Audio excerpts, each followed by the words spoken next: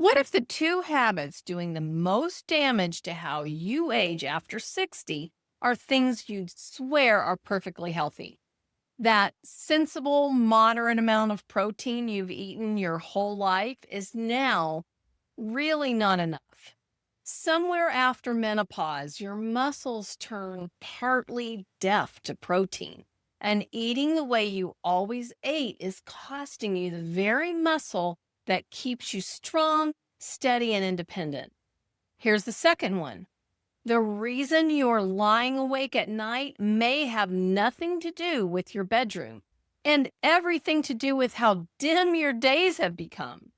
If you've been doing all the right things and still feel like you're slowly losing ground, you're not imagining it and you are not doing it wrong. A few of the rules quietly changed on you after 60, and nobody sat you down and told you. So, in this video, I'm going to walk you through the small daily habits that actually move the needle at this stage of life. And I'm going to put the research on the screen so you can see it with your own eyes.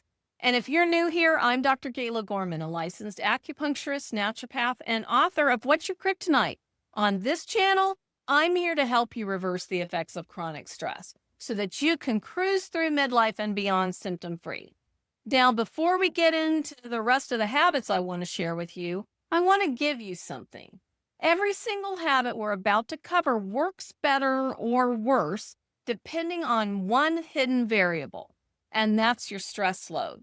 So I put together a free guide to help you start bringing it down. Just comment the word guide below or go to drgayla.com/links and I'll send it right over. You can also scan the QR code on the screen. So let's start with the one that surprises women the most because it goes against everything we're taught. For years, the message to women was eat less, smaller portions, lighter meals, watch the calories. And that advice quietly becomes dangerous after 60 because your body develops something researchers call anabolic resistance. Here's what that means in plain English. When you were younger, a modest amount of protein was enough to send your muscles the signal to rebuild. As you age, that signal gets harder to trigger. Your muscle becomes partly deaf to protein. The research on sarcopenia, which is age-related muscle loss, spells out the numbers. To reach the threshold that actually stimulates muscle building in an older body, you need roughly zero point 0.2 grams of protein per pound of body weight at each meal. So if you weigh 150 pounds, for example, zero point 0.2 would be 30 grams. So that's nearly double what a younger adult needs to hit the same target. So in real terms, again, that's 25 to 30 grams minimum of quality protein per meal at every meal, not saved just for dinner. So across the whole day, that comes to somewhere between a half and 3/4 of a gram of protein for every pound you weigh. And if you're like me, someone who eats just 2 meals a day typically, then you really have to make sure that you're focusing your protein consumption in the meals that you do eat. You don't have the luxury of eating a meal that is low in protein density. So again, for that 150-pound woman, you're going to be consuming right around 75 to 100 grams a day. This is meaningfully higher than the old standard advice and definitely higher than I get typically with my 2 meals a day, consuming around 30 grams of protein in each meal. So really, I'm still a little deficient because of the 2 meals a day, right? And you may be like me. I just really don't have time or the appetite to eat more than 2 meals a day. So when a woman tells me she has coffee for breakfast, a little salad for lunch, and a sensible dinner, I can tell her exactly where her strength is going. The practical habit is simple. Eat your protein first at the start of the meal and make sure you're actually hitting that 25 to 30 grams. Lean animal proteins like turkey, chicken, fish are the best way to get this 25 to 30 grams in a single meal. I will say that eggs are a great source of protein, but honestly, they're only 6 or 7 grams per egg. And if you're like me, I can't eat more than a couple of eggs in a sitting. So it's really hard to get enough protein, even if you're eating an eggs and bacon breakfast. So, if you want the deeper dive on exactly how to hit your protein targets as a woman over 50, I made a whole video on it and I'll link it for you. This one habit, eating enough protein and spreading it across your day, is the foundation everything else is built on. So, protein is only half of the equation because eating it isn't enough if your muscle can't hear the signal. That's where the second habit comes in, and it's the one that reopens the door: resistance training, lifting something 2 or 3 times a week. So, here's why it matters so much after 60. Mechanical loading, which is just the fancy term for making your muscles work against resistance, bypasses that impaired signaling I described. It re stimulates the exact muscle building pathway that had gone quiet. And it resensitizes your aging muscle to the protein you're eating for up to 48 hours afterwards. So you might want to rewind and listen to that again because it's the whole game. A single resistance session makes your body better at using protein for 2 full days. Protein plus resistance training isn't two separate habits. They're one system and each one makes the other work. And I want to be clear because I can already hear the objection. Honestly, I would be objecting too. This does not mean that you have to go to the gym and lift heavy barbells or anything that scares you. It means challenging your muscles against resistance, whether that's bands, a couple of dumbbells, a kettlebell, or even your own body weight in a squat or a wall push up or a yoga session. 2 or 3 short sessions a week is enough to change the trajectory. For me, I started doing Pilates and I really have enjoyed it and found it to feel like something I could commit to long term. So you're not too old to build muscle. Your body is waiting for the signal. You may have been told that stubborn weight gain after 40 or 50 is simply because your metabolism is slowing down. But the real story is more complicated. Many women struggle because of changes in hormones, stress levels, sleep quality, diet, and muscle maintenance.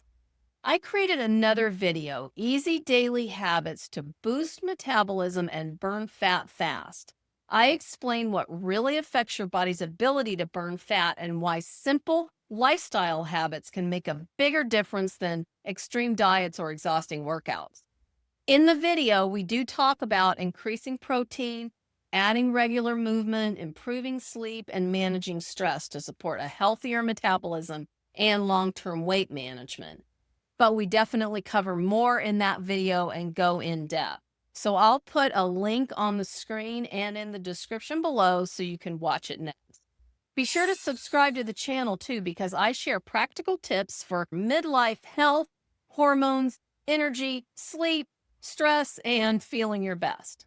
Next, let's talk about sleep because this next habit fixes something most women are trying to solve from completely the wrong end. And I want to show you the actual research on this one. I'm going to put it on the screen for you. It's a 2025 study published in the Journal of Geroscience, which is a serious aging science journal by Constantino, Skane, and Vanderveen, and their colleagues at the University of Surrey. It's titled The Bright and Dark Side of Blue Enriched Light on Sleep and Activity in Older Adults. And it was a randomized crossover study, which is a strong design in healthy older adults. Here's what they found, and it's the opposite of what most people assume.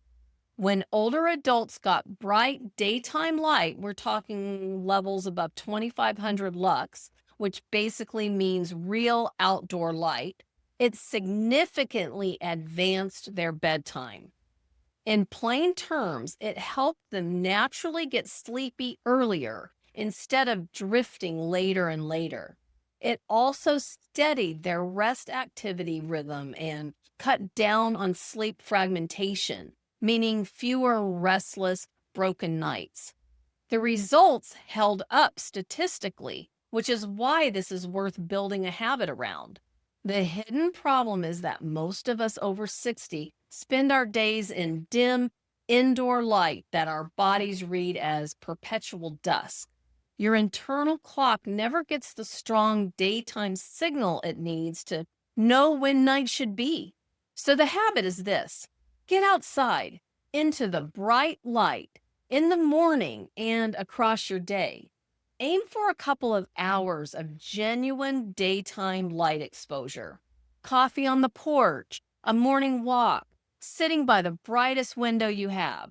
It's free, it's simple, and it does more for your sleep than most of the pills and gadgets people spend money on. So, we're going to link that study under the video so you can read it for yourself. And that same study points to the flip side, which is your fourth habit. If bright light during the day is medicine, bright light at night is the opposite. Evening exposure to bright, blue enriched light, and that means your overhead lights, your television, your phone, your tablet, these all increase the time it takes you to fall asleep and lower your sleep efficiency. Your body reads that evening brightness as it's still daytime, and it delays the whole wind down process. So, in the last hour or two before bed, dim it down.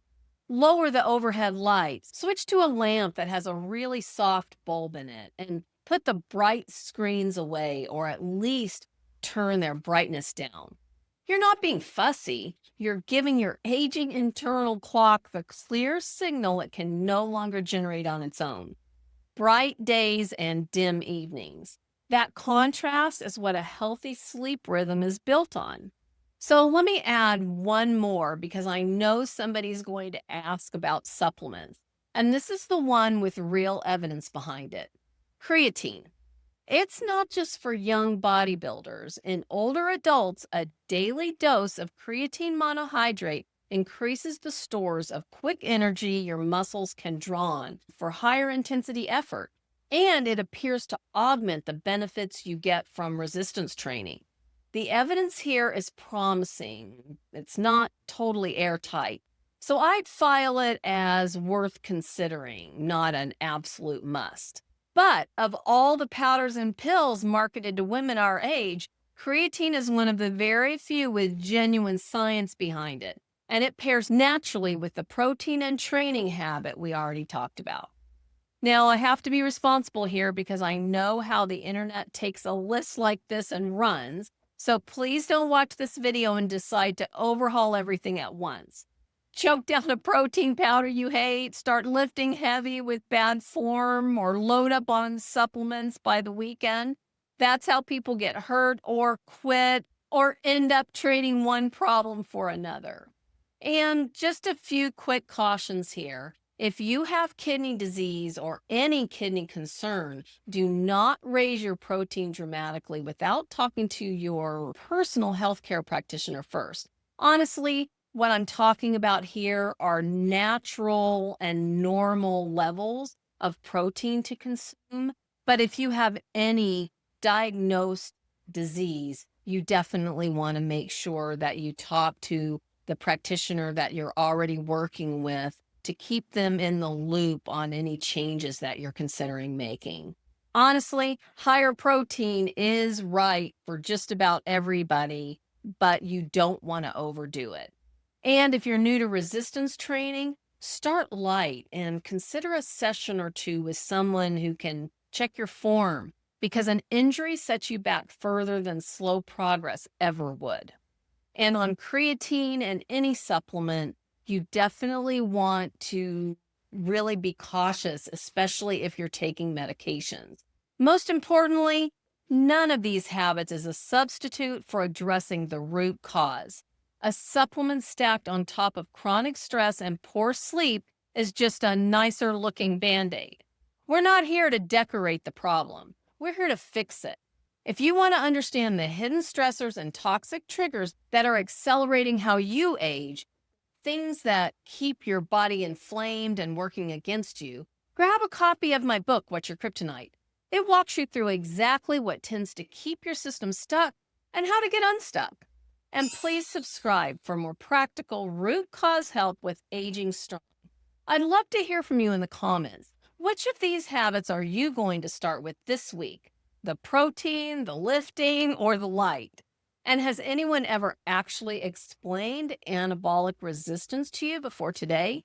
Tell me below. I read those comments to understand what you need most. And if your best efforts to live a healthy lifestyle and do all the things you've been led to think are supposed to work aren't getting the job done, you may even be feeling like you take 2 steps forward and 3 back. I have more resources to help you navigate midlife. Just go to drgala.com/links and watch my next video, where I show you how to manage the toxic stress that's sabotaging your efforts. You can eliminate the symptoms that seem to be piling up in midlife naturally, without medication, crazy diets, intense exercise, or any other unsustainable lifestyle hack.